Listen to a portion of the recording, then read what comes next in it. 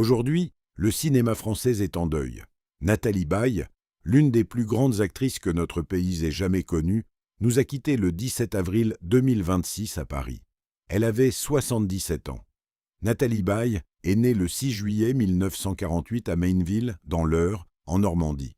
Passionnée de danse dès son plus jeune âge, elle part étudier à New York avant de revenir en France et de se tourner vers le théâtre et le cinéma.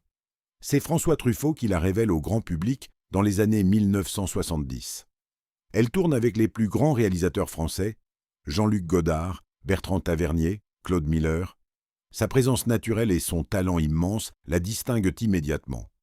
Nathalie Baye remporte 4 Césars de la meilleure actrice, un record qui témoigne de l'étendue extraordinaire de son talent.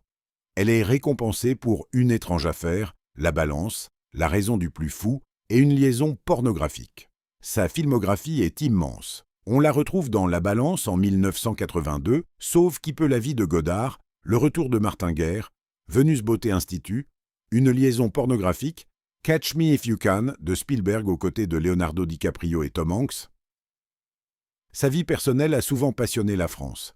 De sa relation avec Johnny Hallyday est née Laura Smet en 1983, une fille qui a suivi ses traces en devenant actrice à son tour. Nathalie Baye était une mère profondément attachée à sa famille. Jusqu'à ces dernières années, Nathalie Baye n'a jamais cessé de travailler. Toujours présente au théâtre et au cinéma, elle incarnait la grâce et l'élégance du cinéma français avec une modernité constante.